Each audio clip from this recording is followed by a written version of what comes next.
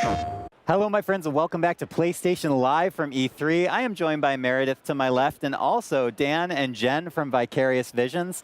We are talking Crash Bandicoot Insane Trilogy. Yes, we are. I'm very excited about this one. It is coming out on, let me see, June 30th. I had to make sure I had that right. Yep. Guys, welcome to the program. Thank you so much for joining us. Oh, thanks for having us. Yeah, Absolutely. thank you.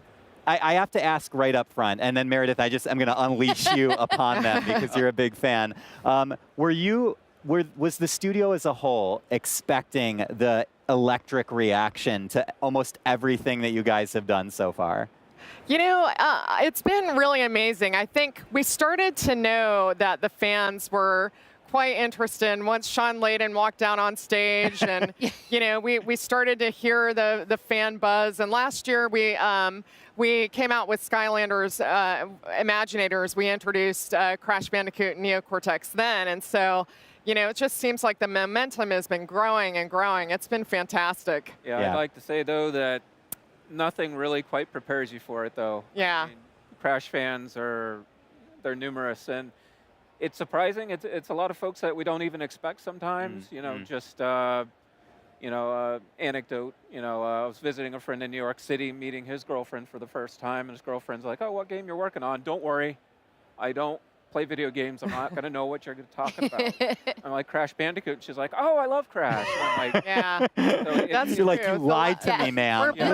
We're bringing back the lapsed gamers, so that's good. We'll see some. And that must energize the studio too, right? Oh, absolutely. Yeah, that's excellent. I love what you guys were doing on Twitter too, where it'd be like, you know, which one do you want to see? What cutscene do you want to see? Yep. And you know, you can put up the poll, and they were like right on top of it. Like, I want this one, I want that one. We got them engaged. Looked really, really good. Yeah. Thank you. Yeah. Yeah, we got them really engaged. The fans got to participate on a number of polls on Twitter. We even had a contest where you could come up with a timeout pose, a new set of animations, and so somebody won. Now Crash Bandicoot plays a little Wumpa Fruit volleyball with a Aku Aku. So that's you know, cool. there were like thousands of entries too. Yeah, it was great. Crazy. So, go ahead. No, please. Tell me a little bit about, because the original Crash, I think, was 1996, right? Tell me a little bit about what it's like to work on something that not only goes so far back, but has like a very weighty and very beloved, you know, legacy to it. Yeah, no pressure, right? No pressure whatsoever. It's easy. No, I mean, it's really important to us that, you know, we honor and take care of the franchise and these games in particular. And, you know, our team is composed of all sorts of Crash fans. I'm more of a nostalgic fan, I guess. You know, I'm not that good at the game as some folks, possibly yourself. But then we've got really hardcore fans on the team. I mean, this is a game that they grew up with in their childhood. It's like the defining, you know, game of their childhood. So, you know, we had to really take that seriously and make sure that we were delivering the goods. You know, and I don't even think, like, we got a chance to talk at PSX and see some of the remastered footage, and then you guys posted a screenshot of what the original looked like and side by side with the remaster. And it's not just like, oh, we amped up the colors and made the backgrounds more lush. Like, every little piece of this game got reworked and revamped. Well, we thought about how Naughty Dog back in the day, you know, the game was ahead of its time. It was really a technical feat that they were able to pull off. And so when we think about the remaster, we have to give it that kind of love and care. And so we did invest new technology into the fur, into the reflections of the environment, you know, really trying to push the boundaries in the same way that Naughty Dog did back in the day. Now, this is the Insane Trilogy, so we've got all three of them being remastered. Did you guys work one at a time, or did you kind of like tackle everything at once so they would all look like similar? Yeah, so we actually did develop them in order, 1, 2, and then 3. Oh, really? So when we revealed at PSX, we actually were just starting in on the second game. Oh, wow. So, I mean, you know, what it allowed us to do is basically, and it's kind of how they developed it too, you take lessons from the first game and bring it to the second game and then the third game, so you're building that momentum within the team itself. But we have the benefit of 20 years of hindsight. So, you know, when we were designing the first game, we already knew that there were some things that we wanted to take from the second and third game and bring it back into the first game. So, we tried to make sure they still felt cohesive, even though we were developing them one at a time. You're going to just get to the end of the third one and be like, you know what, we got to double back again and do more on the first one again. There was definitely some lessons learned, even from the Naughty Dog side. I think that we took back, you know, certainly mechanically the way it felt. You know, we wanted to bring the best of what was there all the way through the earlier games. So. And I don't. Good. Oh, sorry. And I don't think people even expected it to look this good. I think that's one of the most fun reactions that I see in the community is people being like, "Oh yeah, they're remastering Crash, cool," and then they see the footage and they're like, "Oh my God, Yeah. are you Sound. serious?" There was so much care in the soundtrack, and you guys even got some of the original actors to come back and do the voices. Yeah. Absolutely. I don't think anyone expected that. Yeah. When we could, we got them back, and when we couldn't, we made sure to get actors who had actually done work with the franchise so that they were familiar with it. Well, like you said, these are, you know, this is such an iconic franchise. People are very, you know, we had to honor the memory of it, you know.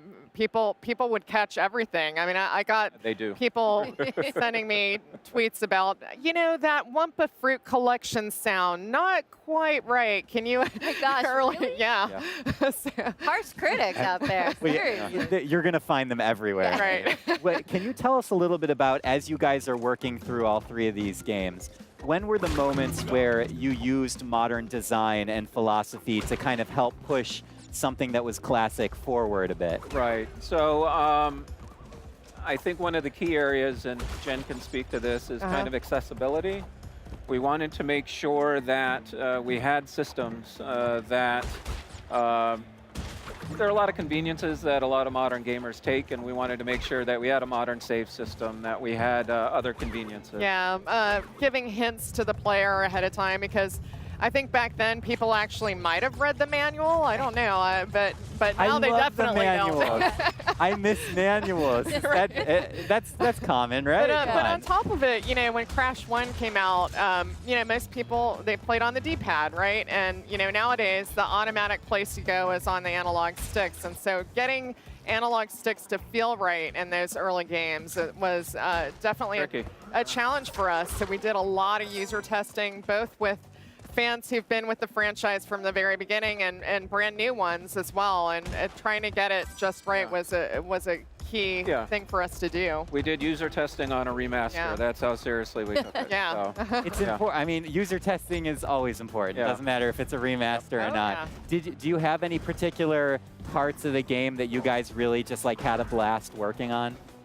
Oh, absolutely. I think even though it was daunting, one of the team's favorite areas to work on were death animations. I think that's where really a lot of Crash and now Coco's, you know, personality starts to shine through. And yeah, there are so many different ways to kill Crash in this game. And I think Crash, at least himself, has over 100 death animations in the game. Yeah. And once you add Coco on top of that. Exactly. So I'm sure, as everyone knows by now, Coco Bandicoot is playable in all three games. And for us, I think she was a lot of fun to work on because, you know, we weren't just going to reskin Crash. She has a personality of her own. She's smart. She's sassy. She's got a little bit of attitude as well, but in a different way. And so she really doesn't like to lose. She has a camera phone. Yeah, she's got a camera phone. She has to do selfies. She's a modern worker. Exactly. So we, you know, the team was able to have a ton of fun just creating all new death animations and, you know, just fun things around Coco and creating that personality. You guys created specifically, like, totally outside the box from the original that you were like, you know what, we want to do something completely new and add it in, or did you try and really stay with what the, you know, setup was originally? Well, our major goal was to really just deliver, you know, the nostalgia and the feeling of the originals. But, you know, Coco, I think, is one of those large features that the team was just super passionate about. We actually didn't have time in the schedule for her. Maybe there'll be another one then out there. Yeah, we'll see. No hints. No hints. I know. People have been on me about, you got to ask about Crash Racing. You got to ask about Crash Racing. Like, come on, guys. Enjoy the first three. Let's take a minute. You're not the only one who asked that. But outside of that, I think the other thing that we were really excited about, even though it was in the original game, was time trials in the third game. Oh, yeah. Now, we said, you know, we've got to build this, so why not have it in all 3 games. Cool. So now there are 80 plus levels of time trials for, especially our hardcore fans to compete on. And we can finally announce that we have online leaderboard support for those as well. So you can compete with your friends either on the couch or online trying to get the best times on each of the levels. Yeah, Awesome. yeah, it's really amazing. I'm sure you've seen online how the speedrunners, get through these games and the levels. It's crazy. So now they can immortalize it on the leaderboards. What you're saying is it's a perfect game and nothing Yeah. more could possibly be done. I'm not saying that. That's the message that I'm hearing. So Meredith, it's coming out on June 30th, June 30th, right? yep, it comes And out on June 30th, and have you there's still time pre-ordered to yet? pre-order, right? There There is. absolutely And you get is, some yes. bonuses if you Yes. pre-order. Yep. Yeah, you got some really nice themes with the pre-orders. So definitely, this is like one of the few games coming out so soon, right after E3. So if you're jonesing for an E3 game, Yeah. like it's You're on a summer couple break. of weeks. Yeah. You're go on for summer it. break. Go get it. when you're riddled with anticipation after seeing all the press conferences, Right. you just have to go. Well, we're running low on time, so any final messages for Crash fans or other folks that are watching at home? Well, I just want to say everything that we've done for this game, it's for the fans. Even adding adding Coco Bandicoot to the game, it's really a gift to everyone who's been a part of this franchise from the beginning, and hopefully they can introduce a new generation to this game as well. Dan, any parting words? Just a big. You're like ditto. Yeah, ditto. No. But no, just a big thanks to Sony for thanks. Yeah. allowing us to work on this, and a thanks to Naughty Dog for creating it in the first place. Yeah, absolutely. And yeah, it's been a blast. Yeah. Okay. Any last questions? I'm so excited to get to play the remastered version, but I think I'm even more excited for people that never had a chance to play it from the beginning to actually be able to get to play it now. So Yeah. that's really Wonderful. exciting. Can't wait to share the love. Yeah, absolutely. Bandicoot love. the Bandicoot love. Oh, yeah. Put it on the Yes. back of the box, ship it, done. Jen, Dan, we really appreciate you guys being on the Thank show with you. us Oh, you're today. welcome, So yeah. good luck, enjoy. But we have a lot more programming, of course, coming up from PlayStation Live from E3 here in Los Angeles. So do not go anywhere. Stay with us, and we'll be back. プレイステーション